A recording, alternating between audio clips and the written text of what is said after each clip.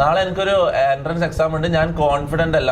എടാ നീ മനസ്സിലാക്കേണ്ട ഒരു കാര്യമുണ്ട്, നീ കോൺഫിഡന്റ് അല്ലെങ്കിൽ നീ മനസ്സിലാക്കേണ്ട ഒരു കാര്യമുണ്ട്. നീ ഈടെക്കുന്ന ഈ മുട്ട പപ്സിനൊക്കെ ഉണ്ടാവും, ഇവന് ഒരു വിവരവും ഒരു വിദ്യാഭ്യാസവും ഇല്ലാണ്ട് ഓനിവിടെ നിൽക്കുന്നു, മനസ്സിലാവും? അപ്പൊ നീ മനസ്സിലാക്കണ്ട, ഇത്രയും പഠിച്ച എൻട്രൻസ് വരെ നീ എത്തിയിട്ടുണ്ടെങ്കിൽ ഇനോഗ്രേഷൻ മിനിസ്റ്റർ മമ്മൂ ഇതെന്താ പറയുക നമുക്ക് മനസ്സിലാവില്ല. എൻട്രൻസ് മോനോട് എനിക്ക് പറയാനുള്ളത്, നീ ഇത്രയും പഠിച്ച് എക്സാം വരെ നീ എത്തിച്ച്, മനസ്സിലാവും? അങ്ങനെയാണെങ്കിൽ നിനക്ക് അത് എഴുതാനും കഴിയും. ഇങ്ങനെയുള്ള ഗുണങ്ങളല്ലേ ഈ ലോകത്ത് ജീവിച്ചിരിപ്പുണ്ടെന്ന് ചിന്തിക്കുക, അപ്പൊ നിനക്ക് കോൺഫിഡൻസ് കൂടും. ഗുണങ്ങളില്ല ഗുണ. നീ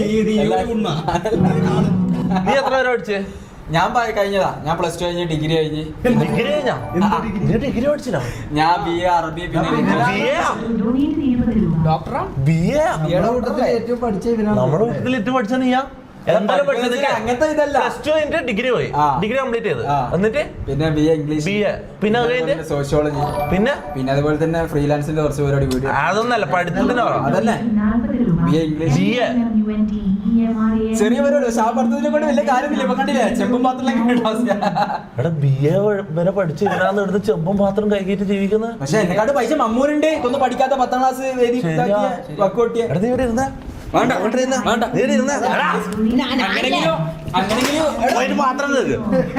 അങ്ങനെങ്കിലും ഈ സീറ്റിൽ ഇരിക്കാൻ പറ്റുമല്ലോ. അത് നാളെ മുതലേ തുടങ്ങട്ടെ.